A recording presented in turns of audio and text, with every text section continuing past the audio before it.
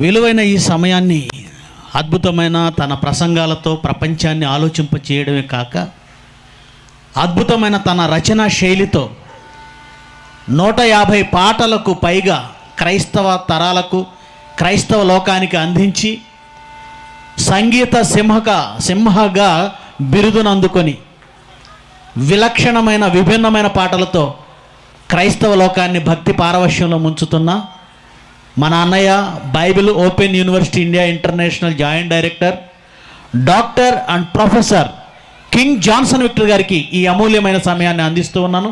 Thank you very much. ప్రార్థన చేసుకుందామండి. ప్రేమగల మా తండ్రి దేవ, మీ ప్రేమ చేత మమ్మల్ని కాపాడి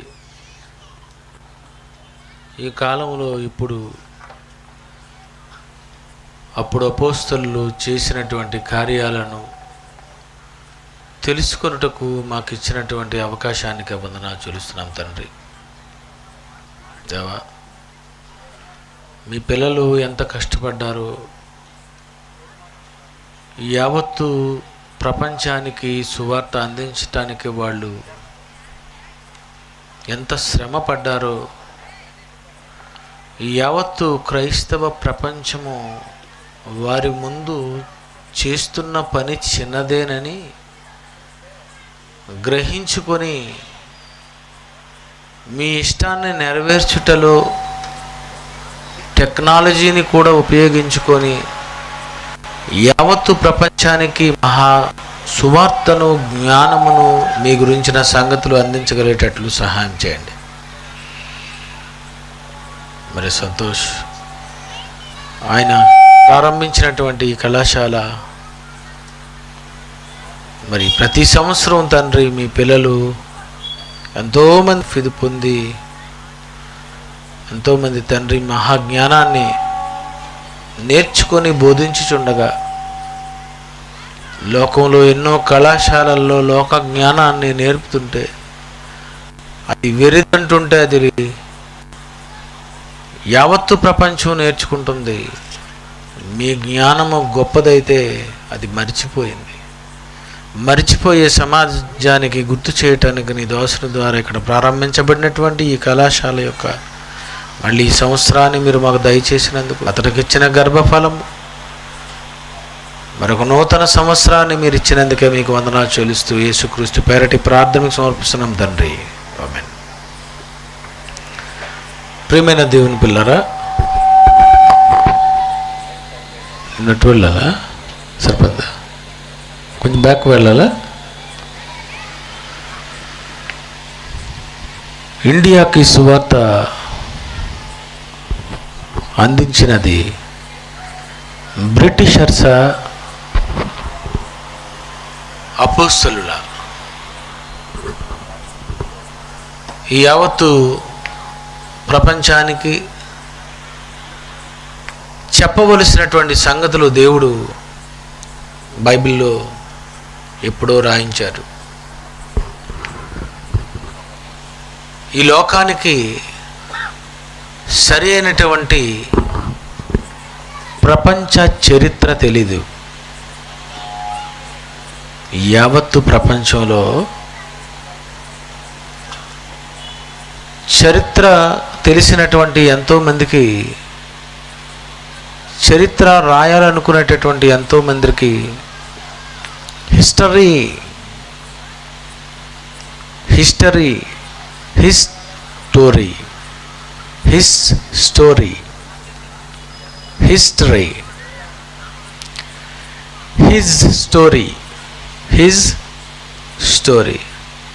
ఎవరా హిజ్?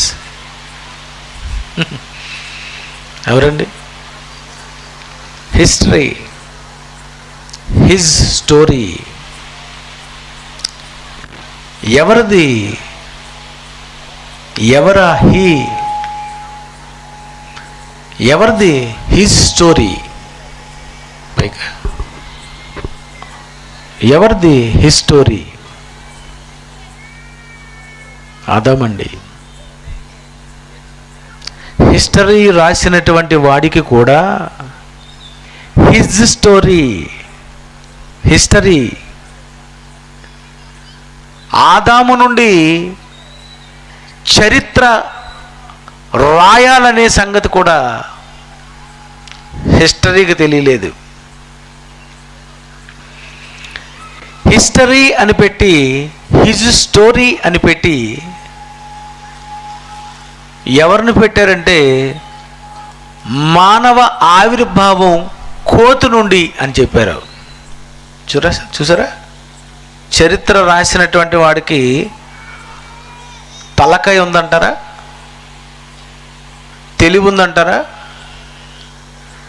హిస్టరీ ఎవరి స్టోరీ ఇది? ప్రారంభ మానవుడు ఆదాము నుండి his story, it is called history. ఎవరికీ తెలియలేదు. హిస్టరీని అడగండి, ఎవరి స్టోరీ నుండి బాబు ఇది హిస్టరీ ఆరంభమైందంటే ఏదో చెబుతాడు. చరిత్ర చెప్పాలంటే బైబిల్ చెప్పగలదు, ఖచ్చితంగా చెప్పగలదు. నీకంటే ముందు ఎంతోమంది తాత ముత్తాతలు ఉన్నారు, తండ్రులు ఉన్నారు, వారిని కన్నటువంటి తల్లిదండ్రులు ఉన్నారు, ఆదామవ్వలు ఉన్నారు. ఈ ఆదాములు అవ్వకు ముందు సృష్టి ఉంది. ఈ సృష్టి పుట్టక ముందు దేవుడు ఉన్నాడు. ఈ చరిత్ర, ఈ స్టోరీ, ఈ హిస్టరీ ఎవరికండి తెలుసు? పిల్లరా, లోకంలో ఒక మనిషికి ఎవరి నుండి హిస్టరీ ఆరంభమైందో తెలియలేని ఈ లోకానికి ఇండియాకు సువార్త తీసుకొచ్చినది బ్రిటిషర్సా? ఎవరు తీసుకొచ్చారు? ఈ దేశానికి ఈ సువార్త అందించినది ఎవరు అన్నది పక్కాగా నేటికి క్లారిటీ లేదు.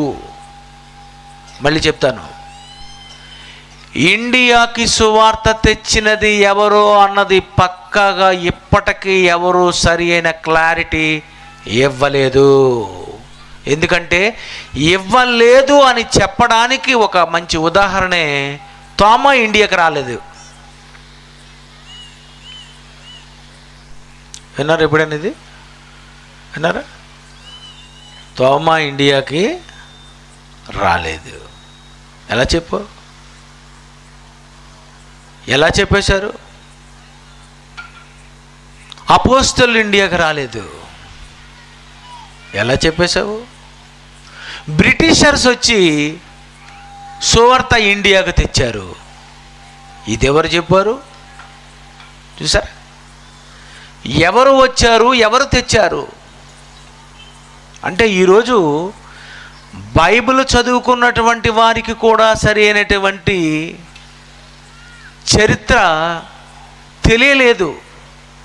విషయం చెప్పమంటే బైబిలు అన్ని విషయాలు చెబుతుంది, కానీ బోధించేవాడు సత్యవాక్యమును సరిగా విభజించండి అని చెప్పాడు. విభజించవలసిన బాధ్యత క్రైస్తవుడిది.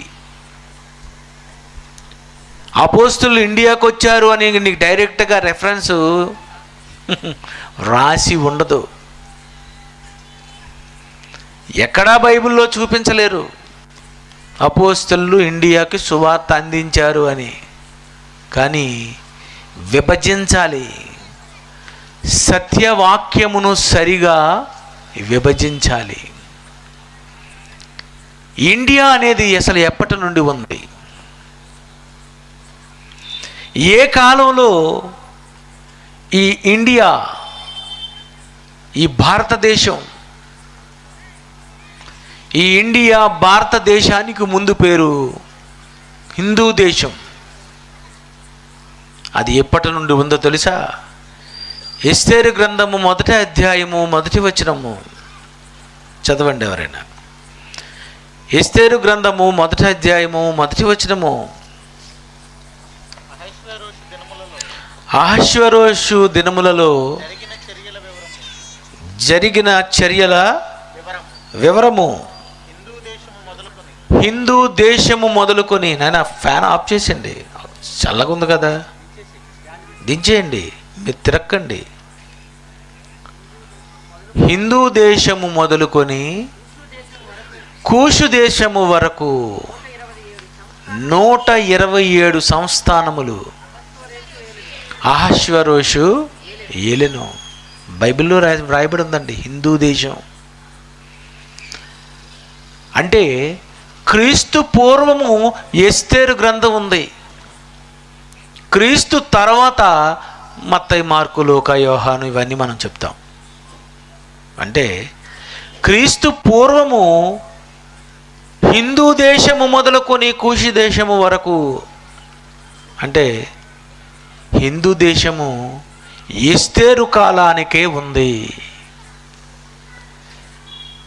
ఈరోజు ఉన్నటువంటి గూగుల్ మ్యాప్లో మీరు సెర్చ్ చేస్తే 1500, 1800 ఈ సంవత్సరాలలోనే హిందూ దేశంగా అది పిలువబడుతుంది. క్రీస్తు పూర్వము నేటికి 3500 లేదా 3800 సంవత్సరాల క్రితము హిందూ దేశము ఉంది.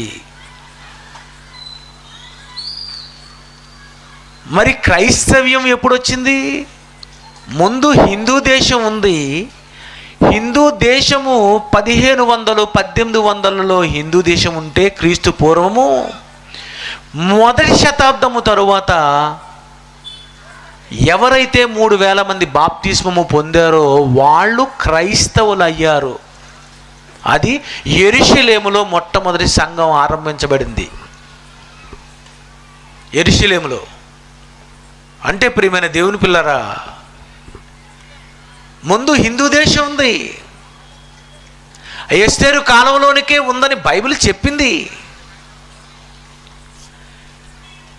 అది ఈరోజు ఆ హిందూ అనే దానిని మార్చి ఏమైపోయిందంటే ఇండియా. అలాగే సింధు అంటారు. ఇవన్నీ మీకు తెలుసు, అవన్నీ చెప్పను, మీకు తెలుసు కనుక. ఈ హిందూ దేశముగా ఉన్నటువంటి ఇది అపోస్తలులు పుట్టక ముందు ఉంది, బ్రిటిషర్స్ పుట్టక ముందు ఉంది. క్రీస్తు పూర్వం 1500, 1800 సంవత్సరాలలోనే ఉంది. అంటే అప్పటికి ఇండియా ఉంది. ఈ హిందూ దేశముగా పిలువబడుతున్నటువంటి ఇది ఆసియా అనే దానితో, ఆసియా ఖండం అంటాం, ఈ ఆసియా అనే ఖండంతో అతుకుపడి ఉంది ఈ ఇండియా. ఇలాంటి ఈ హిందూ దేశంలోకి, ఈ ఇండియాకి సువార్త ఎలా వచ్చింది? ఈ ఇండియాలో ఉన్నటువంటి హిందువులైనటువంటి వారికి యేసుక్రీస్తును గురించినటువంటి సువార్త ఎందుకు అందించవలసి వచ్చింది? ఇది ఎవరికి తెలీదు. ఈ దేశానికి వచ్చి యేసుప్రభు గురించి ఎందుకు చెప్పాలి? ఈ దేశానికి వచ్చి సువార్త ఎందుకు అందించాలి?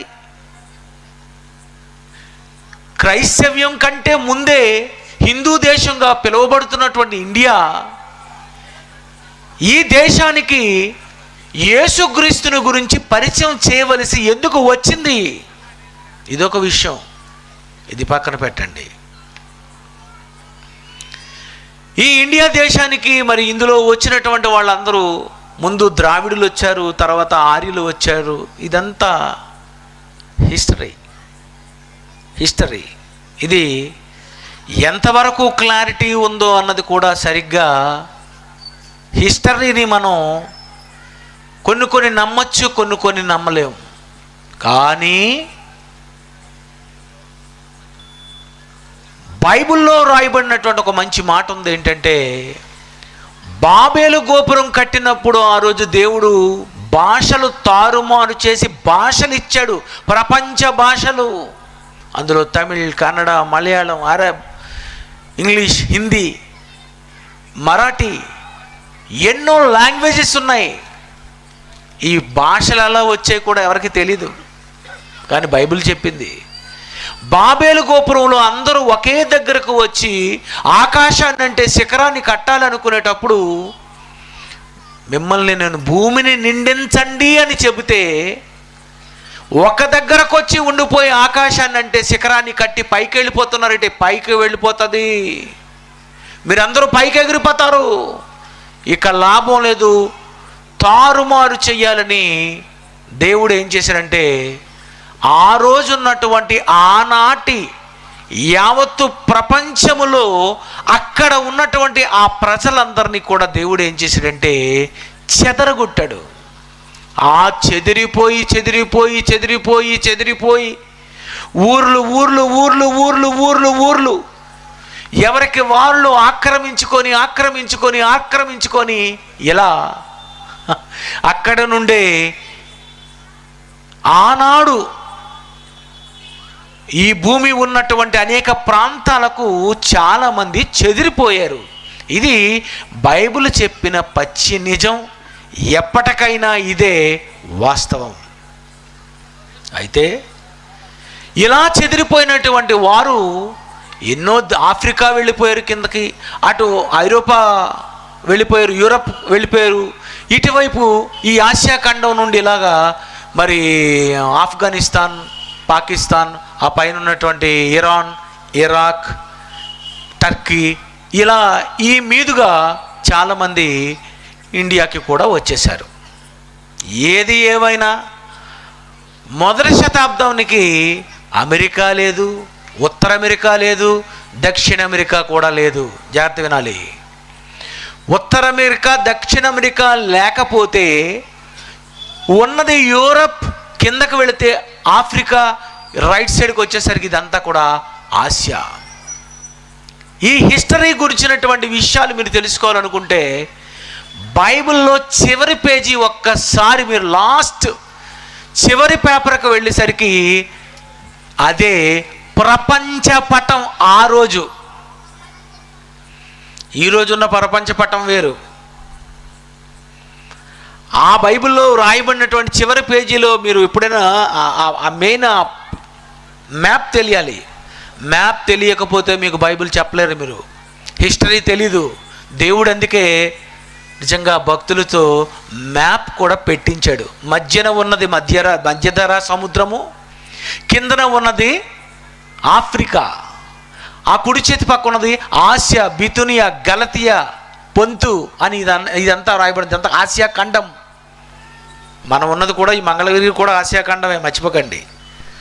ఆ పైకి వెళ్ళేసరికి పౌలు గారు యూరప్ వెళ్ళారు.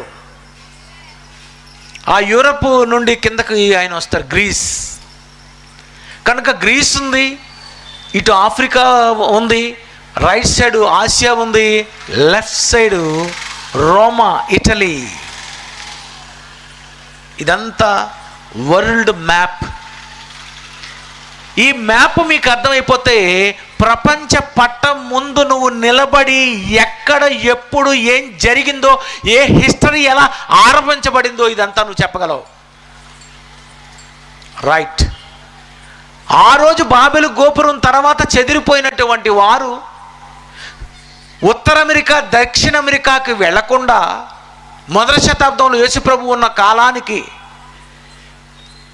ఈ ఆసియా ఖండము, ఈ భారతదేశము, ఈ ఆఫ్రికా, ఇటువైపు యూరప్, ఇలాగా ప్రపంచ ప్రజలు వ్యాప్తి చెందారు.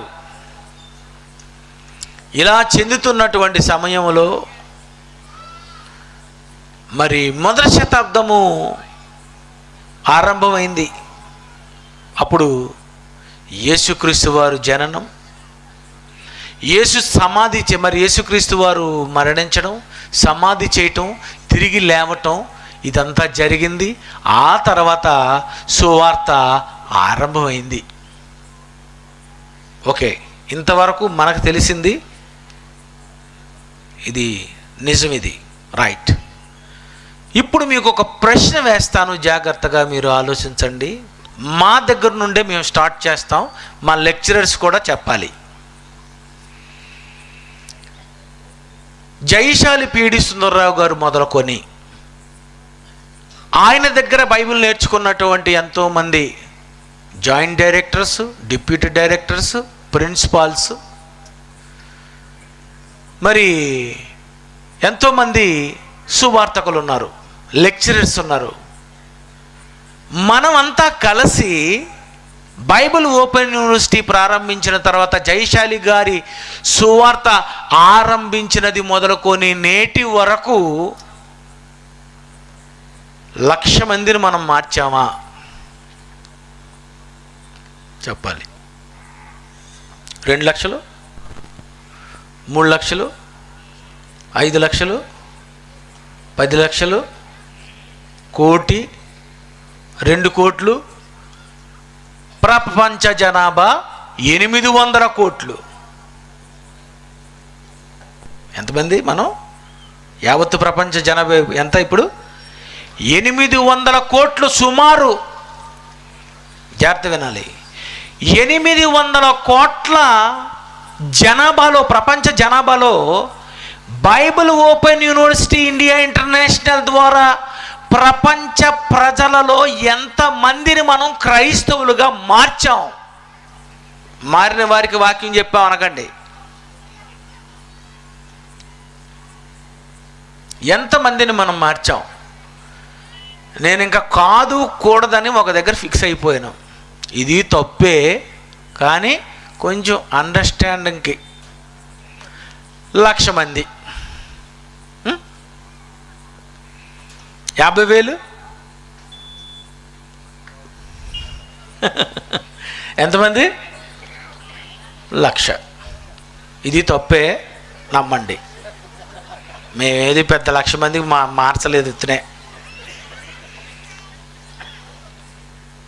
రైట్.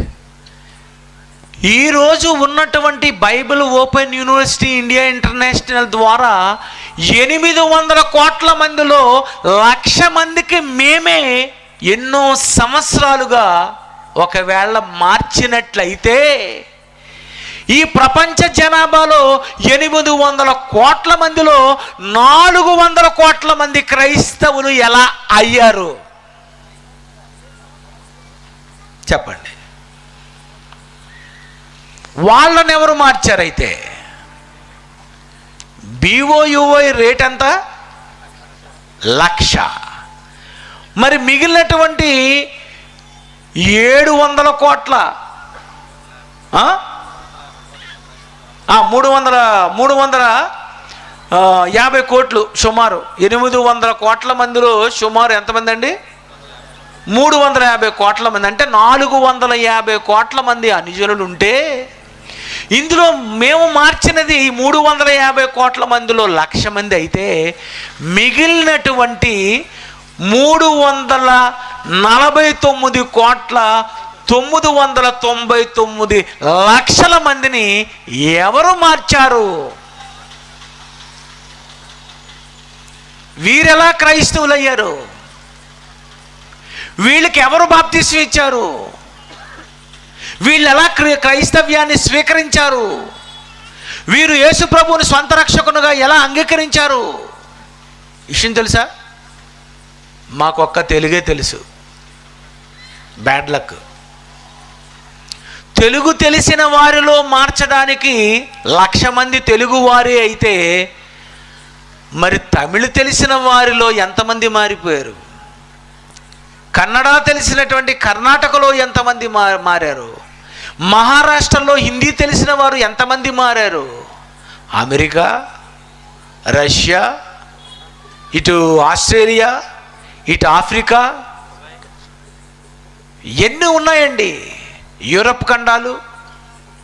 ఈ ఖండాలలో ఎన్నో భాషలు తెలిసినటువంటి వారిలో కోటాను కోట్ల మంది అసలు ఈ క్రైస్తవ్యాన్ని ఎలా స్వీకరించారు?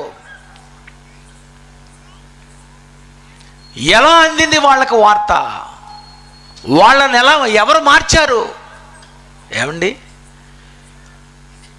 ఇంటర్నేషనల్ ఛాలెంజింగ్ డైనమిక్ స్పీకర్ అయినటువంటి జైశాలి గారి ద్వారానే నేడు సుమారు 1,00,000 మారితే కోటాను కోట్ల మంది ఎలా క్రైస్తవ్యాన్ని స్వీకరించారు, వాళ్ళని ఎవరు మార్చారు, అసలు ఏం జరిగింది, అసలేం జరిగింది, వాళ్ళందరిని ఎవరు మార్చారు, వారు ఎలా క్రైస్తవ్యాన్ని స్వీకరించారు, ఎలా మారిపోతారండి, ఎలా మారిపోతారు? ఇండియాలో ఉన్నటువంటి వారికి దగ్గరకు వచ్చి, ఎక్కడో యేసు ప్రభు వారు చనిపోయి తిరిగి లేచారు, అమ్మ మీరు నమ్మండి అంటే పెళ్లి కూతురు ఏమంటదండి? పెళ్లి చేయండి బాబు, అలాంటి మాట్లాడకండి. మమ్మల్ని అడుగుతారేటండి ఏదో భయం భయంగా కూర్చుంటే ఏంటి? ఈ హిందూ దేశం ఎప్పటి నుండో ఉన్నప్పుడు ఈ హిందువులు ఎలా యేసుప్రభుని నమ్ముతారు? మీరందరూ ఉన్నారు, క్రైస్తవులు కాకముందు మీరెవరు? ఇండియాలో ఉన్నవాళ్ళే. అందులో మీరెవరు? మీ తాత ముత్తాతలు హిందువులే, అంతే కదండి. క్రైస్తవ్యం రాకముందు ఉన్నది హిందువులే. కానీ ఇంతమంది, ఇన్ని కోట్ల మంది, అన్ని భాషలు కలిగినటువంటి వారు యేసు ప్రభువుని ఎలా నమ్మారు? అన్ని భాషలలో ఉన్నవారు యేసు ప్రభు నమ్ముకోవాలంటే అన్ని భాషలు తెలిసిన వారు ఎవరున్నారు? నాకు తెలుగే తెలుసు, నాకు, మీకు పక్కా తెలుగుది. యావత్తు ప్రపంచంలో సకల భాషలలో ఉన్నటువంటి ప్రజలు మారాలి అంటే అన్ని భాషలు మాట్లాడగలిగిన వ్యక్తులై ఉండాలి. ఎవరుంటారు? ఎవరు మాట్లాడగలరు? అన్ని భాషలలో ఉన్నవారికి ఎలా ఈ వాక్యాన్ని ఎవరు అందించి ఉంటారు అని మనం ఆలోచిస్తేనండి, ఈ యావత్తు ప్రపంచానికి యేసుక్రీస్తు తిరిగి లేచాడు అని చెప్పటంలో మొట్టమొదటిసారిగా అపోస్తలులు ఆరంభించారు. అపోస్తలులు ఆ రోజు వాక్యాన్ని చెప్పారు, యేసు తిరిగి లేచాడు అని చెప్పారు. 3,000 మంది బాప్తిసం పొందారు. ఈ 3,000 మంది బాప్తిసం పొందినటువంటి వీరిలో ఆ రోజు బాప్తిస్మము పొందక ముందు ఏం జరిగిందో తెలుసా? ఈ అపోస్తలులు 12 మందికి సకల భాషలు మాట్లాడగలిగేటటువంటి పరిశుద్ధాత్మ వరము కుమ్మరించబడింది. అపోస్తలుల కార్యాలు 2వ అధ్యాయం 4వ వచనం. నా చిన్న బైబిల్ ఉంటుంది, సంచిలో ఉంటుంది.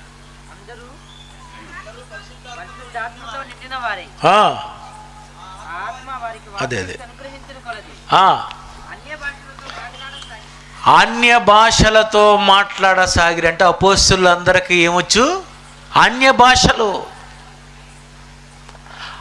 భాషలతో మాట్లాడసాగిరి అంటే పేతురు గారు ఇంగ్లీష్ మాట్లాడేస్తున్నారు, తమిళ్ మాట్లాడేస్తున్నారు, మలయాళం మాట్లాడేస్తున్నారు, కన్నడ మాట్లాడేస్తున్నారు, అరబ్ మాట్లాడేస్తున్నాడు, తెలుగు మాట్లాడేస్తున్నాడు.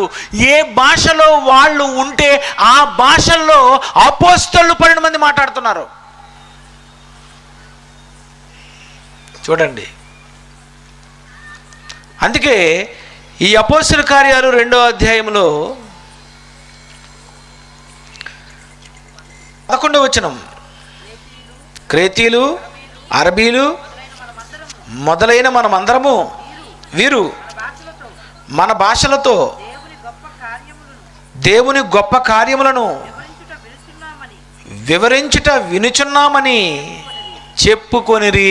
క్రేతీలు, అరబీలు, ఆ పైన కొన్ని భాషలు ఉంటుంది. ఏమన్నది? 6వ వచనం, ఈ శబ్దము కలుగుగా జనులు గుంపులుగా కూడి వచ్చి ప్రతి మనుషుడు తన తన స్వభాషతో వారు మాట్లాడుట విని కలవరపడిరి. అంతటా అందరూ విభ్రాంతి నుండి ఆశ్చర్యపడి మాట్లాడుట విని కలవరపడిరి. మాట్లాడుచున్న వీరందరూ గల్లీలు కారా? మనలో ప్రతివాడు తాను పుట్టిన దేశపు భాషతో వీరు మాట్లాడుట మనము వినుచున్నామే. ఇదేమి పార్తీలు, మాదీయులు, ఎలామీయులు, మెసొపొతామియా, యూదయ, కప్పదొకియా, ఆసియా, పొంతు, పృగియా, పంపులియా, ఐగుప్తు అను దేశములు ఎందలి వారు, కురేని దగ్గర లిబియా ప్రాంతములు యందు కాపురం ఉన్నవారు, రోమా నుండి పరవాసులుగా వచ్చిన వారు, యూదులు, యూద మత ప్రవిష్టులు, క్రేతీయులు, అరబ్బీలు. బా, ఎన్ని భాషల్లో మాట్లాడేస్తున్నారండి అపోస్తలులు. తాను పుట్టిన దేశపు భాషతో వీరు మాట్లాడుట వినుచున్నాము. ఇదేమి? ప్రపంచంలో ఎన్ని భాషలు ఉన్నాయో అన్ని భాషలు మాట్లాడుతున్నారు అపోస్తలులు 12 మంది. హోలీ స్పిరిట్ అంటే ఇది. చాలామంది హోలీ స్పిరిట్ దిగింది, పరిశుద్ధాత్మ దిగింది అంటారు. ఉత్తనే ఈరోజు ఇవన్నీ అబద్ధాలు, నమ్మకండి. మీరు హోలీ స్పిరిట్ దిగింది అనుకో, మీరు ఏ దేశానికి వెళ్తే ఆ దేశంలో వాళ్ళు భాష మాట్లాడేస్తుంటారు ఆటోమేటిక్గా. ఇప్పటికే మాకు తెలుగే వచ్చన్నామంటే మీకు అర్థమైపోవాలి, మేము పరిశుద్ధాత్మ వరం పొందేమే తప్ప భాషలు మాట్లాడే వరం మాకు లేదు. రైట్. సకల భాషలు మాట్లాడగలిగినటువంటి ఈ శక్తి అపోస్తలులకు పరిశుద్ధాత్మ పెంతెకొస్తు పండుగ దినమున నాడు దిగటం వలన ఈ 12 మందికి భాషలు వచ్చేసాయి. భాషలు వచ్చాయంటే ఏమైపోతారండి వీళ్ళకి? ఇంకా పూలే, ప్రాబ్లం లేదు. అయ్యో మనం హిందీ అక్కడ కర్ణాటక వెళ్తున్నాము, లేకపోతే కేరళ వెళ్తున్నాము, ఇగో ఇటువైపు ఏమో తమిళ వెళ్తున్నాము, అటువైపు ఏమో మహారాష్ట్ర వెళ్తున్నాము, ఇటేమో అరబ్ కంట్రీస్కి వెళ్తున్నాము, ఇటువైపు ఏమో ఇగో సౌత్ ఆఫ్రికా వెళ్తున్నాము. ఈ లాంగ్వేజ్ మనకు రావు కనుక మనం వెళ్ళడానికి కుదరదు అనుకోవడానికి పొరపాటు. మొత్తం అపోస్తలులు 12 మందికి సకల భాషలు వచ్చేసాయి. ఏ బాబేలు గోపురం నాడు దేవుడు భాషలు తారుమారు చేశాడో, ఏ బాబేలు గోపురం నాడు దేవుడు భాషలను యావత్తు ప్రపంచానికి ఇంట్రడ్యూస్ చేశాడో, అదే దేవుడు అపోస్తలులకు భాషలు ఇచ్చాడు. ఈ భాషలు తెలిసినటువంటి అపోస్తలులు ఏం చేశారంటే, ఈ యావత్తు ప్రపంచానికి సర్వలోకమునకు వెళ్ళి సర్వ సృష్టికి సువార్త ప్రకటించాలి అని యేసు చెప్పినటువంటి మాట మేరకు వాళ్ళు పెంతెకొస్తు పండుగ దినమున ప్రసంగం స్టార్ట్ చేసి 3000 మంది బాప్తిసం పొందారు ఆ రోజు. ఆ తర్వాత 5000 మంది అయ్యారు. ఆ తర్వాత శిష్యుల సంఖ్య విస్తరిస్తుంది. మీకు తెలుసు, ఇలా విస్తరిస్తున్నటువంటి ఈ టైంలో ఈ అపోస్తలులు 12 మందికి ఇంకేం వరాలు ఉన్నాయో తెలుసా? స్వస్థతలు చేసే వరాలు ఉన్నాయి. కుంటి వారిని బాగు చేస్తున్నారు, మూగవారిని బాగు చేస్తున్నారు, చనిపోయిన వారిని తిరిగి లేపేస్తున్నారు. పేతురు గారు నీడ పెడుతుంటే మంచాల మీద ఉన్నటువంటి రోగులు మంచం ఎత్తుకొని పారిపోతున్నారటండి. మీ అందరికీ తెలుసు. అంటే అపోస్తలులైనటువంటి యోహాను గారు కానీ, పేతురు కానీ, యాకోబు కానీ, ఆంద్రియ, ఫిలిప్పు, బర్తలోమియా, తోమా, అల్ఫై కుబడగు, యాకోబు, జెలోత అనబడిన సీమోను, తద్దయి అని మారుపేరు గల లెబ్బయి, ఇస్కరియోతు యూదా చచ్చిపోయిన తర్వాత మత్తీయ అనే ఆయన, ఇలా మొత్తం ఈ 12 మంది సకల భాషలు కలిగి ఏ లాంగ్వేజెస్లోనైనా సరే పరిశుద్ధాత్మ ఎప్పుడైతే దిగిపోయిందో వారు మాట్లాడేస్తున్నారండి. అలా మాట్లాడుతూ స్వస్థతలు చేస్తూ, ఇదిగో యేసు సమాధిలో నుండి తిరిగి లేచాడు. ఒకవేళ మీకు నమ్మడానికి ఏమైనా అనుమానం ఉందా? సాక్ష్యం చూపించమంటారా? అయితే ఇదిగోండి, కుంటివాడిని తీసుకురండి, బాగు చేసేస్తాం. యేసు నామాన మూగవాడిని, చనిపోయిన వారిని, నానా విధములైనటువంటి రోగాలతో ఉన్నటువంటి వారిని స్వస్థతలు చేయడం యేసు నామమున అని చెప్పటం. అంటే ఒక వ్యక్తి యేసును అంగీకరించాలి అంటే, ఎవరైనా దేవుణ్ణి తెలుసుకోవాలి, దేవుని అంగీకరించాలంటే సాక్ష్యం లేకుండా ఏ అద్భుతం జరగకుండా ఎలా మారుతారు? అందుకే మొట్టమొదటి శతాబ్దములో యేసు అంటే ఎవరికి తెలియని మొదటి శతాబ్దములో యేసు చనిపోయి తిరిగి లేచిన తర్వాత అపోస్తలులకు స్వస్థత వరాలు ఇచ్చి యావత్తు ప్రపంచానికి మీరు వెళ్ళి సువార్త చెప్పండి. అనుమానం వచ్చేటప్పుడు చేయండి, స్వస్థతలు చేయండి. ఎలా అవుతున్నాయి ఈ స్వస్థతలు? ఎలా రోగులు బాగుపడుతున్నారు? ఎలా చనిపోయిన వారు తిరిగి లేస్తారంటే యేసు నామమున. అంతే, సువార్త ఆరంభించారు. సంఘం ఆరంభించబడింది. సంఘంలో ఒకరు 8వ అధ్యాయంలో అపోస్తలుల కార్యం 8వ అధ్యాయంలో హింస కలిగిన తర్వాత చెదిరిపోయిన వారు అందరూ సువార్త వాక్యమును ప్రకటించుచు సంచారం చేస్తూ వాళ్ళు వెళ్ళిపోయారు. రైట్. అసలు కథ ఎక్కడ జరిగిందంటే మొదటి శతాబ్దంలో అపోస్తలులు బోధించినటువంటి బోధకు ప్రజలు ఏం చేశారు తెలుసా? చరస్థిరాస్తులను అమ్మేశారట. ఏం చేశారు? చరస్థిరాస్తులు అమ్మేశారు. బాప్తిసం పొందుతావా? అయితే పొందు, మీ ఇల్లు మీ పొలాలు అన్నీ అమ్మేసుకోవాలి. ఎందుకండి? సువార్తకు ప్రయాణమే వెళ్ళిపోవాలి కనుక ఇక్కడ ఇల్లు ఉంటే మళ్ళీ తిరిగి రావడానికి బస్సులు ట్రైన్లు ఏమీ లేవు నాయన, ఆటోలు పదండి. అందరూ అమ్మేసుకుంటున్నారు, అందరూ ప్రయాణిస్తున్నారు, అందరూ ప్రయాణం. అందులో స్వస్థత వరాలు ఉన్నోళ్ళకి ఎలా ఉంటుందండి? అందులో అపోస్తలులకు ఒక పవర్ ఉంది. ఏంటి తెలుసా? మార్కు సువార్త 16వ అధ్యాయము, మార్కు సువార్త 16వ అధ్యాయము 17వ వచనం 18వ వచనము. నమ్మిన వారి వలన అపోస్తలుల వలన ఈ సూచక్రియలు కనబడను. ఏమనగా నా నామమున దయ్యములను వెళ్ళగొట్టుదురు, క్రొత్త భాషలు మాట్లాడుదురు, పాములను ఎత్తి పట్టుకొందురు, మరణకరమైనది త్రాగినను అది వారికి హాని చేయదు, రోగుల మీద చేతులుంచినప్పుడు వారు స్వస్థత నొందుదురని వారితో చెప్పాను. మక్కేవారి పేటలో ఉన్నోళ్ళకి చెప్పింది కాదు ఇది. ఎవరికి? అపోస్తలులు 12 మందికి. మీరు అనుకోగలరు, మీరు అనుకొని పాము పట్టించుకోనంటే పాము కరిసిస్తుంది. చాలామంది తెలీదు.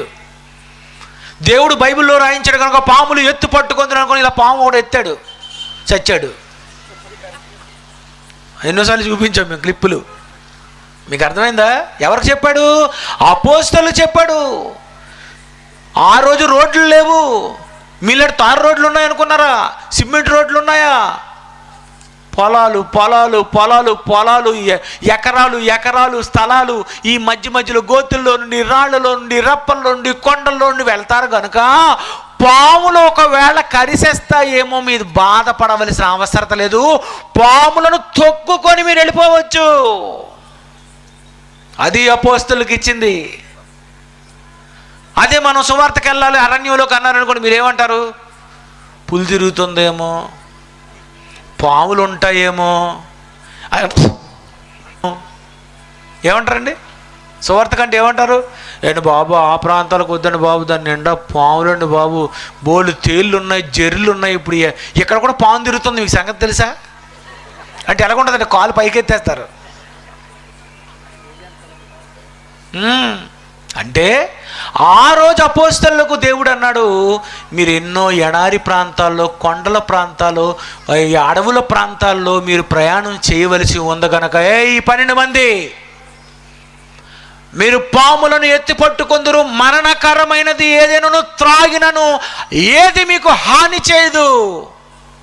ఎలా ఉంటుందండి ఆ పవర్ మనకిస్తే? మీరు ఇంటికి వచ్చేస్తాను, ఏదైనా తినేస్తాను, కరోనా కూడా భయం లేదు, మాస్కే పెట్టను, అంతే కదండి. ఇంకేముందండి? అన్ని పవర్స్ ఉన్నాయి. నేనా చచ్చిపోను, ఏ తాగినా నేను చచ్చిపోను, పాములు ఇవేమైనా కరుస్తాయంటే అది ప్రమాదం లేదు. ఎంత బాగుంది అపోస్తలులకి. అంటే అపోస్తలులకి టోటల్గా పవర్స్ వచ్చాయి, భాషలు వచ్చాయి. ఈ భాషలు, స్వస్థతలు, వరాలు, ఇన్ని శక్తులు ఉన్నటువంటి ఈ అపోస్తలులు ఏం చేశారు తెలుసా? సువార్త ఆరంభించారు. సంఘానికి హింస కలిగిన తర్వాత అపోస్తులు తప్ప అందరూ చెదిరిపోయారని రాయబడి ఉంటుంది. కానీ అలాగ అపోస్తలు యెరూషలేములో ఉండిపోలేదు. ఆ తర్వాత వాళ్ళు ప్రయాణించడం మొదలుపెట్టారు. వారు బయలుదేరారు. వదిలేండి అది, ఆ తర్వాత వెళ్దాం, సరేనా? రైట్. కనుక అపోస్తలు ఏం చేశారు? ఈ సువార్త ప్రకటించాలి. ఈ సువార్త ప్రకటనలో అపోస్తలు 12 మంది చేసే సువార్త వేరు, అపోస్తలుడైన పౌలు గారు తిరిగే ప్రాంతాలు వేరు, సువార్త వేరు. జాగ్రత్తగా ఆలోచించాలి. అపోస్తలుడైన పౌలు ఎక్కడెక్కడ తిరిగారు? గలతియా, పృగియా, పంపులియా, అలా పైకి వస్తే అత్తర, ఆ తర్వాత పైకి వస్తే కొరిందు, కిందకు వస్తే గ్రీసు, ఇటువైపు వస్తే మిలితే, క్రేతు, ఇటు రోమా.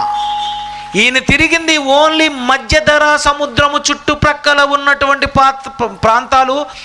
ఆసియా ఖండంలో ఆసియా ఉన్నటువంటి చిన్న చిన్న ప్రాంతాలు, అటు యూరప్ ఖండానికి అపోస్తుడైన పౌలు గారు వెళ్ళారు. అందుకే అపోస్తుడైనటువంటి పౌలు గారు ఇచ్చినటువంటి ఒక స్టేట్మెంట్ ఉంది, అది మనం ఇప్పుడు చదవాలా. రోమపత్రిక 15వ అధ్యాయము 19వ వచనం చూడండి. ఎందుకంటే ఈయన క్లియర్ చేస్తే కానీ ఇండియాకి ఎవరు వచ్చారో మీకు తెలీదు. కాబట్టి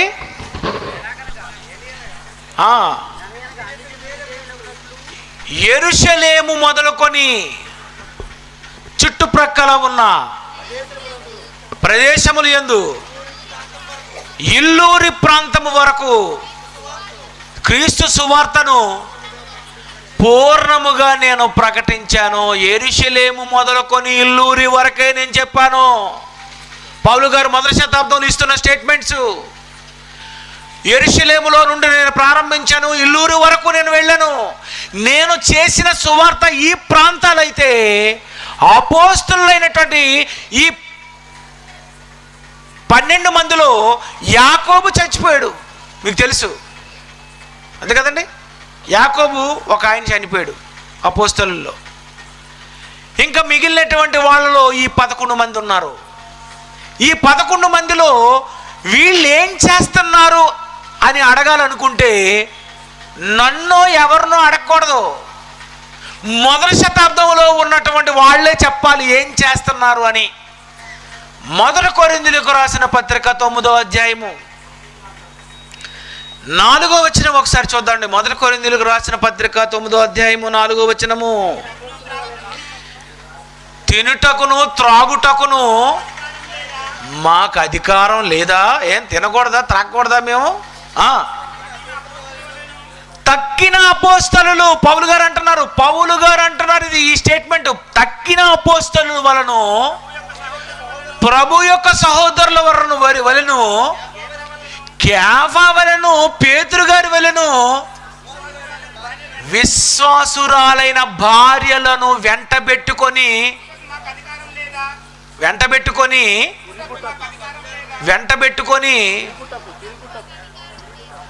ఆ తర్వాత చదవండి, మీరు తిరగండి. వెంటబెట్టుకొని గట్టి చెప్పండి మళ్ళీ. ఇంకా ఎక్కడకు తిరుగుటకు?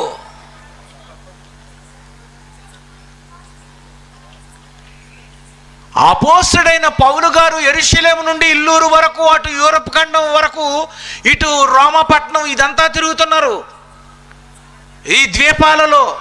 కానీ అపోస్తలులు ఏం చేసట? విశ్వాసురాలైన భార్యలను వెంటబెట్టుకొని తిరుగుతున్నారు. ఎక్కడెక్కడికి తిరుగుతున్నారు? ఆ యెరూషలేము నుండి కిందకు వస్తే ఆఫ్రికా, ఆ యెరూషలేము నుండి రైట్కు వస్తే Turkey, Iran, Iraq, Afghanistan, Pakistan, India. ఈ యెరూషలేము నుండి పైకి వెళితే యూరప్. మీకు బైబిల్ ఇచ్చిన మ్యాప్, అది మీకు అర్థమైతేనే మీకు అంతా ఇదంతా అర్థమవుతుంది. పైన యూరప్ ఉంది, కిందన ఆఫ్రికా ఉంది. నపూసకుడు వచ్చాడు, చూశారు? నపూసకుడు ఐథియోపియాలో నపుంసకుడు వచ్చాడు కదండి. అందుకే కింద చూడండి, అక్కడ ఆఫ్రికా అని రాయబడి ఉంటుంది. అంటే ఆఫ్రికా ఖండము, పైన ఉన్నది ఆసియా ఖండము, పైన ఉన్నది యూరప్, ఉత్తర అమెరికా లేదు, దక్షిణ అమెరికా లేదు. అంటే ఇంక ఇదే ఉంది. ఈ ప్రాంతాలే ఉన్నప్పుడు జాగ్రత్త వినాలి, అపోస్తులు ఏం చేస్తున్నారు? విశ్వాసురాలైన భార్యలను వెంటబెట్టుకొని తిరుగుతున్నారు. స్థిరాస్తులు అమ్మేసుకొని కొంతమంది తిరుగుతున్నారు. ఇలా యావత్తు ప్రపంచానికి, ఆ రోజు ఉన్న ఆనాటి ప్రపంచానికి సువార్త అందించటానికి అందరూ తిరగడం మొదలుపెట్టారు. మరి ఎక్కడెక్కడికి తిరుగుతారు? యెరూషలేము నుండి వస్తే వెంటనే టర్కీ, ఆ టర్కీ తర్వాత ఇంకా ఇరాన్, ఇరాక్ తర్వాత ఆఫ్ఘనిస్తాన్, ఆ తర్వాత పాకిస్తాన్, ఆ కిందకు వస్తే ఇది. ఇంతకీ యెరూషలేము నుండి ఇండియాకి రావాలంటే ఎన్ని రోజుల్లో ప్రయాణం చేయవచ్చు? యెరూషలేము నుండి ఇండియాకి రావాలంటే సుమారు ఎన్ని అవర్స్ పడుతుంది విమానంలో అని అనుకుంటే, విమానంలో యెరూషలేము నుండి ఇండియా 5 అవర్స్. మామూలుగా రూట్ మ్యాప్ అయితే 4853 కిలోమీటర్లు ఉందట. చూడండి, అంటే ఆ రోజు ఉన్నటువంటి ఆరిన నేల మీద నుండి ప్రయాణం చేసుకుంటూ రావచ్చు, లేదా వీళ్ళు అసలే వృత్తికి జాలర్లు కనుక పడవల మీదైనా సముద్రాలలో నుండైనా రావచ్చు. అందులో చేపలు పట్టినటువంటి వారు, వలలతో లాగుతున్న వారంటే అపోస్తలు నాలాగా సన్నగున్నోళ్ళు ఏం కాదు. ఎలా ఉంటారండి వాళ్ళు? సరి అయినటువంటి ఫిగర్స్ అవి. మీరు యుఏఈ కంట్రీస్కి వెళ్తే, ఆ యెరూషలేం ప్రాంతానికి వెళ్తే మళ్ళా ఇంత సన్న చేయలేము ఉండవు. ఒక్కొక్కరికి ఇలాగ ఉంటారు. ఈ సైజు చపాతీలు 10 తింటారు. మనం ఒక సింగిల్ చపాతీకే అవుట్. సరే, ఈ అపోస్తలు ఆల్రెడీ ఏంటి? బలంగా ఉన్నవారు, బరువులు మోసేవారు, ఈత కూడా వచ్చినటువంటి వారు, మరి ఎన్నో సముద్రాల మీద ప్రయాణం చేయగలిగినటువంటి వారు. మరి వారితో ఉన్నటువంటి ఆనాటి ఎంతోమంది క్రైస్తవులను వాళ్ళు వెంటబెట్టుకొని తిరుగుతున్నారు. ఎక్కడెక్కడికి తిరుగుంటారు? ఏ ప్రాంతాలకు తిరుగుంటారు? ఎప్పుడు ఎక్కడికి వెళ్ళుంటారు అని మనం ఆలోచిస్తే బైబిల్లో కొన్ని వచనాలు మనం చూద్దామండి. రోమాపత్రిక 10వ అధ్యాయము 17వ వచనము. రోమాపత్రిక 10వ అధ్యాయం 17వ వచనము. కాగా వినుట వలన విశ్వాసము కలుగును, వినుట క్రీస్తును గూర్చిన మాట వలన కలుగును. ఆయనను నేను చెప్పినదేమనగా, వారు వినలేదా? విన్నారు కదా. వారి స్వరము భూలోకమందంతటికి, వారి స్వరము ఇంటర్నెట్లో కాదు. No YouTube, no Google, no any technology. మొదటి శతాబ్దంలో అసలు టెక్నాలజీ లేనప్పుడు వారి స్వరము భూలోకమందంతటా, వారి మాటలు బూది గంతముల వరకు, ఎక్కడైతే ఎండ అయిందో, ఏ దేశంలో చివరి ప్రజలు ఎక్కడ ఉన్నారో ఆ ప్రాంతాల వరకు అపోస్తలులు ఈ 11-12 మంది స్వస్థత వరాలతో బయలుదేరిపోయారు. ఏ దేశంలో వాడైనా సరే నమ్మాలి అంటే ఎలా నమ్ముతాడో అంతవరకు ఎంతోమంది దేవుళ్ళను నమ్ముకొని రకరకాల విశ్వాసాలతో ఉన్నటువంటి వాళ్ళను నమ్మించాలంటే వీళ్ళ దగ్గరే ఉండాలో తెలుసా? పవర్స్. అందుకే బైబిల్లో ఏమని రాయబడిందో చూడండి. యోహాను సువార్త 4వ అధ్యాయం 48.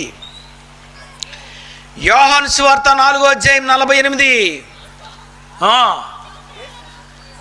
యేసు అంటున్నారు, సూచక క్రియలను మహత్కార్యములను చూడకుంటే మీరెంత మాత్రము నమ్మరు. అబ్బా, సూచక్రియలు మహత్కార్యాలు చూడకుంటే ప్రజలు నమ్మరు గనుక యేసు చనిపోయి తిరిగి లేచాడన్న విషయాన్ని, మృత్యువును జయించాడన్న విషయాన్ని, మరణము తరువాత మరొక లోకానికి మానవుడు వెళ్ళిపోవాలి, అది పాపము పోగొట్టుకొని వెళ్ళిపోవాలంటే యేసు రక్తము యావత్తు ప్రపంచానికి అవసరమనే ఆలోచనతో సర్వలోకానికి వెళ్ళి సర్వ సృష్టికి సువార్త ప్రకటించండి. పాపాలు పోగొట్టుకోవడానికే యేసు ప్రభు దగ్గరికి రావాలి, యేసును నమ్మాలి. ఎందుకు నమ్మాలి యేసు ప్రభుని? ఏం పని అని నమ్మితే ఏం మనకు లాభం ఏంటి? దేవుణ్ణి డైరెక్ట్గా నమ్మేసుకుంటాం కదండి. జాగ్రత్తగా ఆలోచించాలి. దేవుడు ఉన్నాడండి, నేను నమ్ముతానండి, నాకు యేసు ప్రభుతో పని లేదండి. మీరు చెప్పండి. ఎలాగ సృష్టి తిరుగుతుందంటే ఆ మాత్రం కామన్ సెన్స్ లేదా? దేవుడు ఉన్నాడండి, సృష్టికర్త ఉన్నాడు. క్రియేషన్ ఉందంటే క్రియేటర్ ఉన్నాడని ఏవో ఉన్నాయి కదా చెత్త మాటలు. అవన్నీ ఆలోచించుకుంటే మనకు ఒకటి అర్థమైపోయింది. ఏమనంటే సృష్టి వెనుక సృష్టికర్త ఉన్నాడు, ఆ దేవుణ్ణి నేను డైరెక్ట్గా నమ్మేసుకుంటాను అని మనం ఎంతోమంది యేసు రాకముందు నమ్మాం. కానీ యేసుని ఎందుకు నమ్మవలసి వస్తుందంటే, నువ్వు చేసిన పాపాలు పోవాలి అంటే ఈ పాపాలు క్షమించే ఒక ప్రాసెస్ దేవుడు ఏర్పాటు చేశాడు. అలా పోగొట్టుకోవాలంటే ఎడ్ల యొక్కయు గొర్రెల యొక్కయు ఈ రక్తము వలన పాపాలు పావు. యేసును నమ్ముట ద్వారా యేసు రక్తమే ప్రతి పాపముల నుండి పవిత్రులుగా చేయను గనుక దేవుడు ఉన్నాడని నమ్మిన నీవు పాపముతో చస్తే నువ్వు నరకానికి వెళ్ళిపోతావు. కనుక ఈ పాపాలు పోగొట్టడానికి మాత్రమే యేసును నమ్ముకోవాలి అని మొట్టమొదటి శతాబ్దంలో యావత్తు ప్రపంచానికి, హిందూ దేశానికి కూడా ఈ సువార్త ప్రకటించవలసి వచ్చింది. ఇది అసలు సంగతి. నేను దేవుణ్ణి నమ్ముకుంటానండి, ఉన్నాడండి, ఆయన ఉన్నాడు గ్యారంటీ. కానీ నేను తప్పులు చేశాను, నేను పాపాలు చేశాను, నా పాపాలు పోవాలి. నేను పాపాలు పోగొట్టుకోవడానికి నేను ఏ గొర్రెనో ఏ మేకనో దేనినో ఇవ్వడానికి కూడా నా దగ్గర డబ్బులు లేవు, నేను పేదవాడిని. మరి నా పాపాలు ఎలా పోతాయి? నేను ఎలా పోగొట్టుకోగలను? కనుక దేవుడు ఏం చేశాడంటే యేసు ద్వారా తనకు కుమారులనుగా స్వీకరించాలని జగత్తు పునాది వేయబడక మునిపే అనుకున్నాడు. కనుక యేసు రక్తము ప్రతి పాపములను నుండి పవిత్రులుగా చేస్తుంది. అందుకే ఎవరైనా ఇక యేసు ద్వారా పాప క్షమాపణ పొందాలి అన్న ఈ వార్త వెళ్ళి చెప్పండి, సర్వలోకానికి వెళ్ళి చెప్పండి. కరోనాకి మెడిసిన్ వచ్చింది, వేసుకున్నారు లేదా? నేను 2 వేసాను, అందుకే మాస్క్ తీసాను. మీకు అర్థమైందా? కరోనాకు వచ్చింది మెడిసిన్, షీల్డ్. కరోనా నీకు రాకుండా నువ్వు వేసుకున్నావు ఏంటి? షీల్డ్. అలాగే పాపం నుండి నువ్వు విముక్తి పొందాలంటే, నీ పాపాలన్నీ క్షమించాలి అనుకుంటే ఒక్క యేసు ప్రభువు వలన మాత్రమే జరుగుతుంది తప్ప పాపాలు క్షమించే వారు మరొకరు లేరు. కనుక ఈ వార్త ఏం చేయాలి? యావత్తు ప్రపంచానికి చెప్పాలి. కనుక ఈ వార్త అందించడానికి 12 మందిని పెట్టుకొని, ఈ 12 మంది మీకు భాషలు రావు కదా, భాషలు ఇస్తున్నాను. వాళ్ళు నమ్మరు కదా, ఎలా నమ్ముతాం బాబు అంటే, ఇగో యేసునామాన్ని నేను స్వస్థతలు చేయండి అని స్వస్థత వరాలు ఇచ్చి, భాషలు ఇచ్చి, పాములు మీరు తొక్కినా మీరు చచ్చిపోరని చెప్పి, విషం పెట్టేసినా మీరు చచ్చిపోరని చెప్పి, అపోస్తలు 12 మందికి సూపర్ పవర్స్ ఇచ్చి, మీ ఆస్తులు స్థిరాస్తులు ఇక అమ్మేసుకోవాలి, పబ్లిక్ కూడా మీరు అదే చెప్పండి అని అనగానే మొదటి శతాబ్దంలో ఆ బోధే చేస్తే వాళ్ళు కూడా అమ్మేసుకొని సర్వలోకానికి వెళ్ళిపోవాలని, సువార్త అందించాలి అని, యేసు ద్వారా దేవుడు అందరినీ క్షమించబోతున్నాడు అన్న విషయాలు చెప్పడానికి ఇండియాకి అపోస్తలు రాలేదనుకుంటున్నారా? చెప్పండి. ఇన్ని పవర్స్ ఉన్నోళ్ళు ఊరుకుంటారా? ఏ పవరు లేని మేమే ఛాలెంజ్లు చేసేస్తున్నాం, తళ్ళు కొట్టేస్తున్నాం. ఇన్ని పవర్స్ ఉన్న వాళ్ళ సంగతి ఏంటి? కనుక వాళ్ళు ఏం చేశారట, భూదిగంతముల వరకు వారి స్వరము. అంటే మొదటి శతాబ్దములో యావత్తు ప్రపంచానికి సువార్త అందిపోతూ వస్తుంది. కొలస్సీ పత్రిక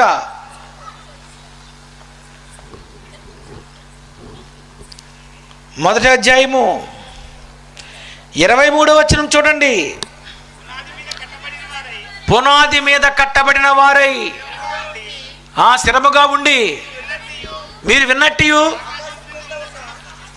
ఆకాశము క్రింద ఉన్న సమస్త సృష్టికి ప్రకటింపబడినట్టు కొలస్సీ పత్రిక రాస్తుండేటప్పటికి పౌలు గారు రాస్తున్నారు కొలస్సీ పత్రిక. ఈ సంగతి పరిశుద్ధాత్మ ప్రేరణతో చెప్పేస్తున్నాడు దేవుడు. ఇదిగో సర్వలోకమునకు అదిగో అపోస్తలులు వెళ్ళిపోయారు. నువ్వు యెరూషలేము నుండి ఇల్లూరి వరకు అటు యూరప్ ఖండం వరకు పౌలని నీవు తిరుగుతుంటే వాళ్ళు సువార్త ప్రకటిస్తున్నారు. కనుక సర్వలోకానికి సర్వ సృష్టికి నువ్వు పత్రిక రాయాలి అని పరిశుద్ధాత్మ దేవుడు కొలస్సీ పత్రికలో అపోస్తలుడైన పౌలుతో చెప్పుతున్నాడు. ఏమని? ఆకాశము క్రిందనున్న సమస్త సృష్టికి ప్రకటింపబడిపోయింది ఈ సువార్త వలన. సమస్త సృష్టికి ఆ రోజు సువార్త ప్రకటింపబడిపోయింది. ఎన్ని సంవత్సరాల్లో ప్రకటింపబడింది? యేసు చనిపోయిన తర్వాత ఎన్ని సంవత్సరాలకు ఈ యావత్తు ప్రపంచానికి ప్రకటింపబడింది? 1 year, 2 years, 3 years, 10 years, 50 years, 70 years, 80 years. ఎన్ని సంవత్సరాలు? యావత్తు ప్రపంచానికి సువార్త అందించడానికి ఎన్ని సంవత్సరాలు పడుతుందో మీరు చెప్పాలా?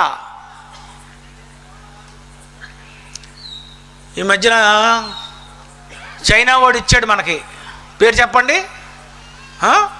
కరోనా ఎప్పుడు వచ్చింది? 2019 నవంబర్లో వచ్చింది వాళ్ళకి. నేడు 2021 నెల డిసెంబర్. అంటే 2 సంవత్సరాలలో కరోనా టోటల్గా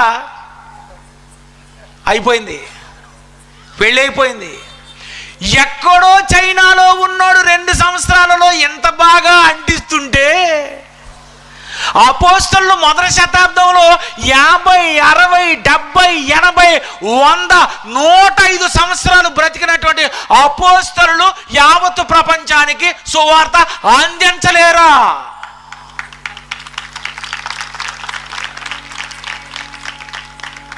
చూసారా? 2 సంవత్సరాల్లో ఎక్కడ చైనా, ఎక్కడ మంగళగిరి,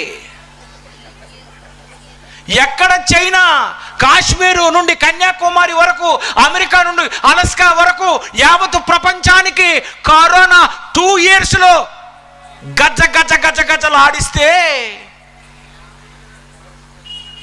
ఎన్నో శక్తులు, పవర్స్, భాషలు తెలిసినటువంటి అపోస్తలులు ఏం చేశారనుకున్నారు?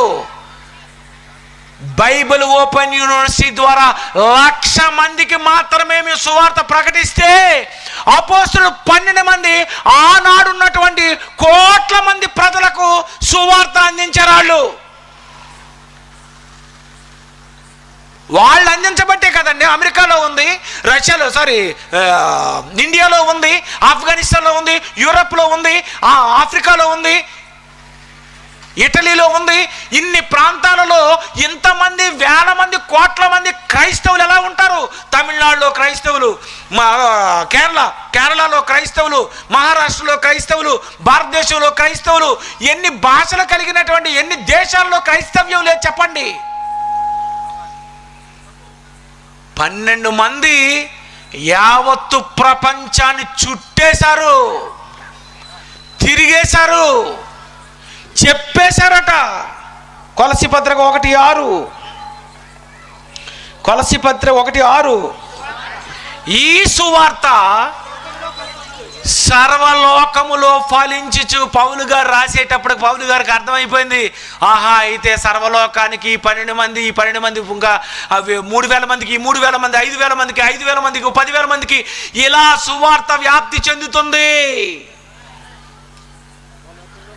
సర్వలోకములో ఫలిస్తుంది, వ్యాపించుచున్నట్టుగా. ఆఫ్రికా ఎవరు వచ్చారు, యూరోప్ ఎవరు వచ్చారు, ఆసియా ఖండానికి ఎవరు వచ్చారు, ఇండియాకి ఎవరెవరు వచ్చారు, ఎంతమంది వచ్చారు సువార్తకులు? ఓ ప్రశ్న అడుగుతాను, అపోస్తలులు రాలేదు ఇండియా ఖండానికి ఒక రిఫరెన్స్ చూపించండి. నో. అపోస్తలులు వచ్చారనడానికి బోల్డ్ రెఫరెన్సెస్ ఉన్నాయి బైబిల్లో. వారు రాబట్టే కదండి 350 కోట్ల మంది ఎలా మారుతారు? వారు ఎలా సువార్త ప్రకటించారు? మీరు ఇల్లులు కట్టుకొని సెటిల్ అయిపోయారు. మీరు వాళ్ళు కట్టుకోలేదు, అమ్మేసుకున్నారు. అమ్మేసుకుంటే ఇంకేం చేస్తారు? పదండి, ఎవరు వెళ్తారు పదండి అంటాం. అదే లేకపోతే మీటింగ్ వదిలి కానీ బండిని స్టార్ట్ చేయకుండా తోసుకొని కూడా ఇంటికి వెళ్ళిపోతాం. ఇప్పటికీ కూడా మనసులో ఎలాగుందంటే ఇంకొక 5 నిమిషాల్లో వదిలేయండి, ఇల్లే లేదనుకోండి ఏం చేస్తారు? దుప్పట్లు తెచ్చుకొని పక్కన ఎట్టుకొని ఇలా కూర్చొని ఇలా పడుకుని పోతారు. ఎంత బాగుంటుంది. మనం దొంగలం, మనం తిరగబడతాం, మనం పెద్ద కష్టపడం. మనకు సూటు, బూటు, లైట్లు, స్టేజ్లు ఇవన్నీ ఉండాలి, ఒక ఫ్యాన్ ఒకటి ఉండాలి, మైక్ ఉండాలి. ఆ రోజు సౌండ్ సిస్టమే లేదు, యాంప్లిఫైర్స్ లేవు, ఏమీ లేవు. కానీ చేతిలో ఏముంది? పవర్. ఎవడు నమ్మడం? వీధులు, పట్టణాలు, దేశాలు మార్చారు కనుక, వాళ్ళు తిరిగారు కనుకనే ఈరోజు యావత్తు ప్రపంచ క్రైస్తవ్యం ఆనాటి నుండి ఈనాటి వరకు 2000 సంవత్సరాలు చావకుండా బ్రతికే ఉందంటే నేటికి ప్రపంచ క్రైస్తవులు అన్ని దేశాల కంటే మరి ఎక్కువ మంది ఉన్నారు అంటే, ప్రియమైన దేవుని పిల్లరా, వాళ్ళు ఎలాంటి వాక్యాలు చెప్పి ఆనాటి సమాజాన్ని బాగు చేశారో ఒకసారి మీరు ఆలోచించండి. ఏం తిరిగారండి? ఇల్లు లేదు, పొలాలు లేదు, ఇంటికి వెళ్ళిపోదామంటే రూటు లేదు. సర్వలోకానికి వెళ్ళండి అన్న యేసు చెప్పిన ఒకే ఒక మాటకు లోబడి అమ్ముకొని ఆస్తులు సర్వలోకానికి వాళ్ళు వచ్చి అందిస్తే నువ్వు అంటావు తోమ ఇండియాకి రాలేదనిసావు. అంతే. నిన్నేం చేయాలి? తోమ పరదేశికి వెళ్ళిన తర్వాత నీ అందు చూస్తాడు ఆయన. ఎవడు చెప్పాడు తోమ రాలేదని? పౌలు గారు రాలేదంటే ఒప్పుకుంటాను నేను, పౌలు గారు రాలేదంటే ఒప్పుకుంటాను. కానీ పేతురు గారు రాలేదు, యోహాను గారు రాలేదు, బర్తలేమో రాలేదు, తోమ రాలేదు, అల్ఫే కుమారుడు యాకోబు రాలేదు, జలుతాడు సీమోన్ రాలేదు అంటే కుదరదు. ఏం జరిగిందో స్టోరీకి వెళ్ళిపోతాం. లాస్ట్ మార్క్స్ వార్త 16వ అధ్యాయము 20వ వచనం చూడండి. మార్క్స్ వార్త 16వ అధ్యాయం 20వ వచనము. ఎవరు రాస్తున్నారు ఈ పత్రిక? ఎవరండి? గట్టిగా. మార్కు అపోస్తలుడా? ఏమో, అది కూడా మనకు తెలీదు. భోజనం టైం అయింది, ఇది ఒక్కటే తెలుసు. పెళ్ళి ఒకటి ఉంది మాకు, మర్చిపోయాను నేను. అయిపోద్దాం ఒక్క నిమిషం. ఏమైపోయింది? మార్కు అపోస్తలుడు కాడు, తెలుసా? అపోస్తలుడు కాని మార్కు గారికి పరిశుద్ధాత్మ దేవుడు చెబుతున్నాడు, వారు బయలుదేరి వాక్యం అంతటా ప్రకటించిరి. మార్కు గారికి ఎలా తెలుసు? పరిశుద్ధాత్మ దేవుడు, పరిశుద్ధాత్మ ప్రేరణతో బైబిల్ వ్రాయబడింది, ఫార్ములా. కనుక పరిశుద్ధాత్మ దేవుడు మార్కు గారికి అంటున్నాడు, నువ్వు రాయి. ఎందుకంటే వాళ్ళు రాసుకోవడానికి వాళ్ళు ఎటో పోయారు. ఇంకా అపోస్తలు అందరూ అటు తిరుగుతున్నారు, ఇటు తిరుగుతున్నారు.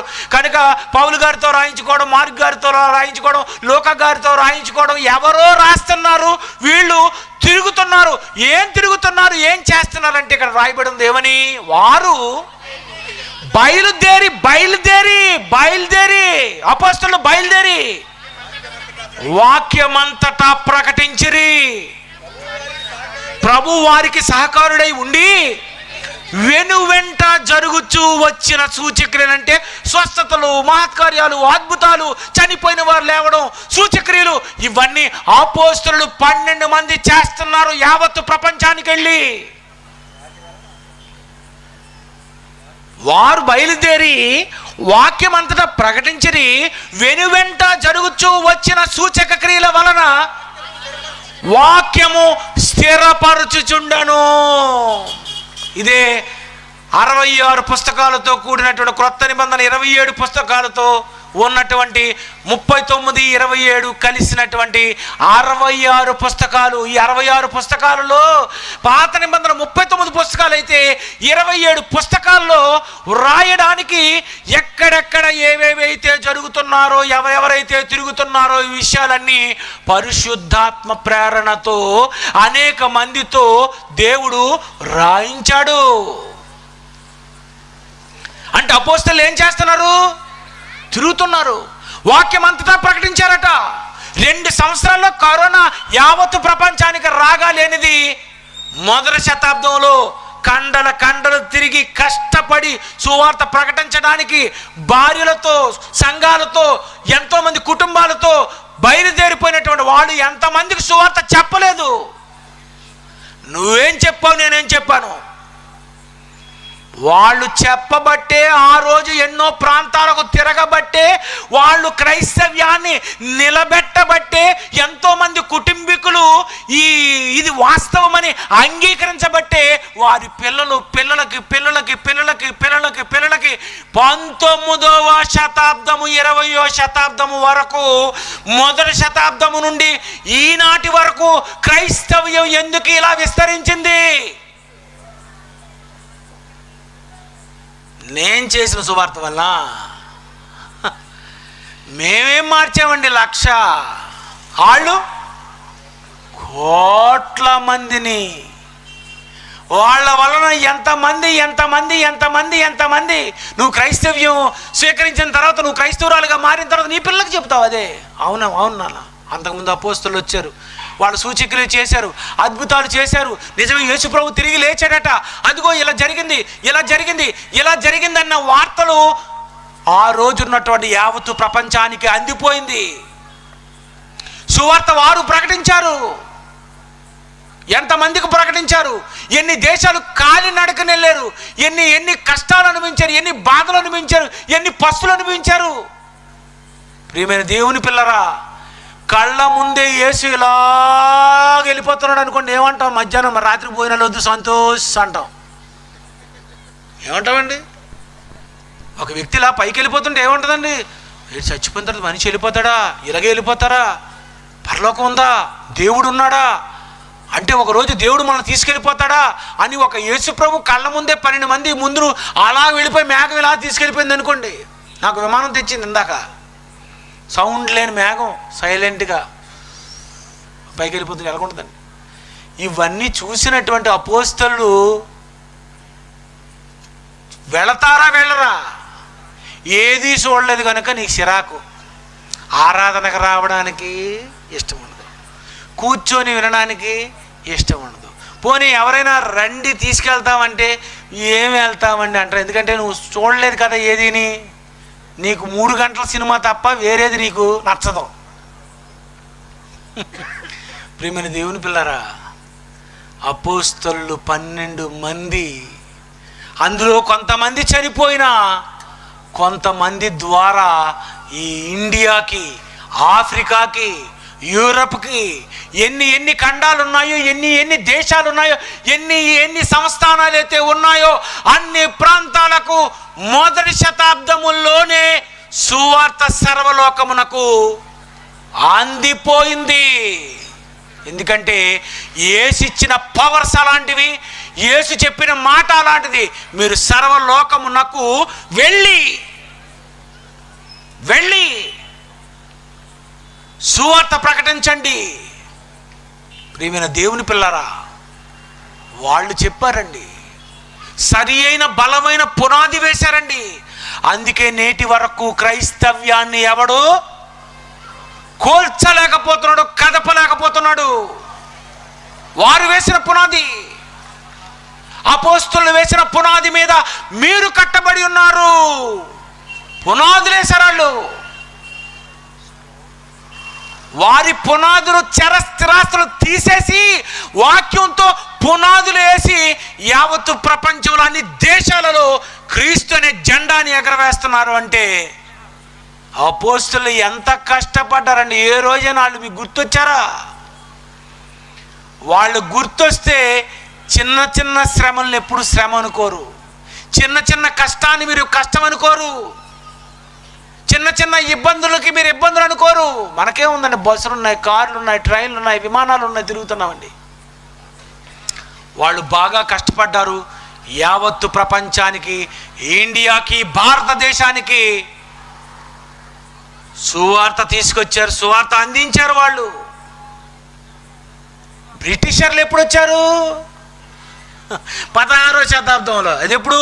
క్రీస్తు శకము 16వ శతాబ్దంలో బ్రిటిషర్స్ వస్తే వీళ్ళు సువార్తను, వీళ్ళు వాక్యం చెప్పారా ఒక్కొక్కరిని లేపుతుంటే.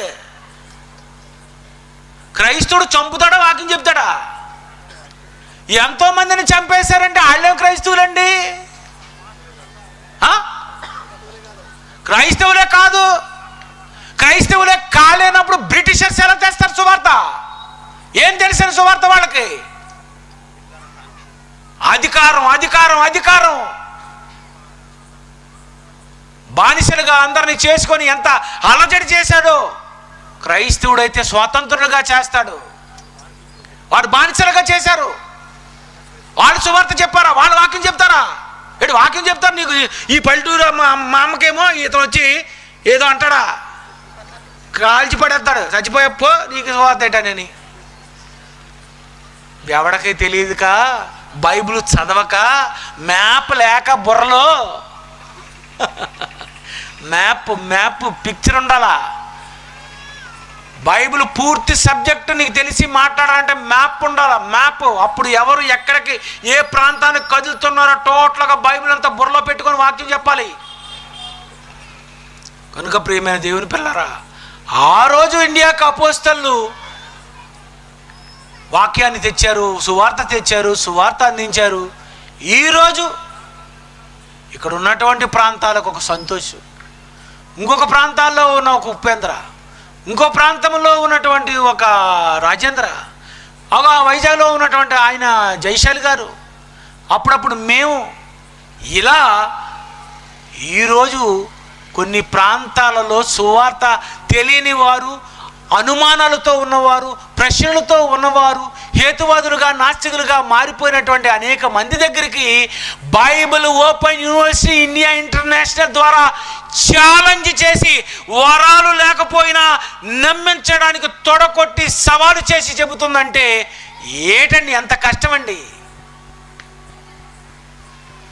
వరాలు లేని మేమే వాక్యం చెబుతుంటే వరాలున్న వాళ్ళు ఊరుకుంటారా? పదండి వెళ్ళిపోదాం, పదండి ఇంకో ప్రాంత పదం, ఇంకో ప్రాంత పదం, ఇంకో ప్రాంతం పదండి అని సర్వలోకానికి కూడా బూదిగంతముల వరకు మీరు సాక్షులై ఉందురు అని యేసుప్రభువు వారు చెప్పారు. పిల్లరా, ఎంత తిరిగారండి. వాళ్ళందరికీ చప్పట్లు కొట్టండి ఒకసారి.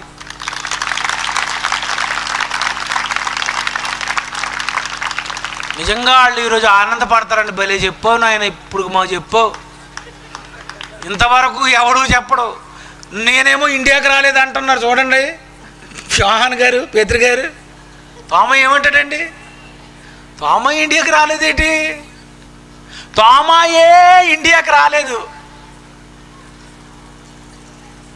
ఎవరో వచ్చారు, ఏదైనా అపోస్తలులు వచ్చారు, వారి ద్వారా అందించింది వారు నిలబెట్టారు తప్ప బ్రిటిషర్స్ కాదు.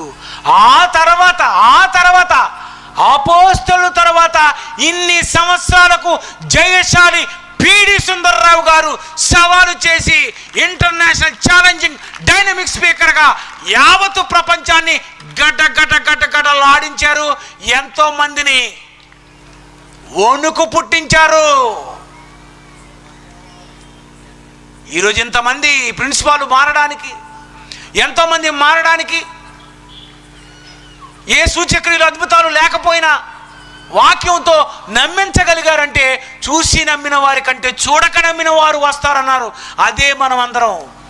కనుక ప్రియమైన దేవుని పిల్లరా, అపోస్తలులు చాలా బాగా వర్క్ చేశారు, బాగా తిరిగారు.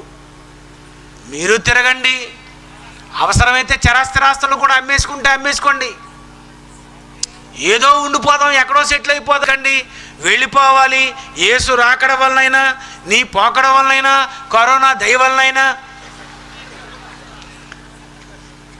కనుక సువార్త ఇంకా ఎవరెవరికైతే అందలేదు అందరికీ, ఎవరిని హర్ట్ చేయకుండా, వారి విశ్వాసాన్ని గాయపరచకుండా, వాళ్ళకి ఇబ్బంది లేకుండా చెప్పవలసిన ఒరిజినల్ సువార్త ఏదైతే ఉందో అది మీరు ప్రకటించండి. ప్రార్థన చేసుకుందాం. ప్రేమగల మా తండ్రి, ఎంత చరిత్ర తండ్రి, ఎంతమంది ఈ యావత్తు ప్రపంచానికి సువార్త అందించాలి అంటే మీ కుమారుడు 12 మంది చాలు. 12 మందితో యావత్తు ప్రపంచం సువార్త అందించవచ్చు అని నిరూపించారు తండ్రి. ఈరోజు కంటే ఎక్కువ మంది ఉన్నాం. ఈ యావత్తు ప్రపంచానికి సువార్త అందించడానికి ఎంతో టెక్నాలజీ ఉంది. వీటినన్నిటిని ఉపయోగించుకొని ఈ తరములో చెప్పవలసిన అన్ని సంగతులు మేము చెబుతూ ఇంటర్నెట్లో, యూట్యూబ్ ద్వారా రకరకాలుగా తండ్రి ఈ సువార్తను మేము అందించగలిగేటట్లు సహాయం చేయమని ఈ సభను ఏర్పాటు చేసిన నీ దాసుడు, మరి సంతోషం ఆయన భార్య, 2 బిడ్డలు తండ్రి, ఈ ప్రాంతంలో ఉన్నటువంటి వారికి వాక్యం చెప్పాలని తండ్రి నీ దాసుడు ఆలోచిస్తూ ఒక సినిమా తీసి దాని ద్వారా కూడా మీ గురించి చెప్పాలి అని అది కూడా చేసి, అలాగే తన కుమార్తె ద్వారా తండ్రి పుట్టిన ప్రతి సంవత్సరము తండ్రి పుట్టినందుకు ఈ సువార్త అందించాలి అని మంచి మనసుతో మరి నీ దాసుడు చేసిన సేవను జ్ఞాపకం చేసుకొని తండ్రి నీ దాసుని ద్వారా ఇంకా అనేక ప్రాంతములకు తండ్రి మరి ఈ వాక్యాన్ని అందించండి. ఇప్పటికే నీ దాసుని వాడుకొని ఎన్నో ప్రాంతాల్లో తండ్రి నీ దాసుని ద్వారా ఎన్నో సువార్త సభలు మీరు ఏర్పాటు చేసుకున్నందుకే మీకు వందనాలు చెల్లిస్తున్నాము తండ్రి.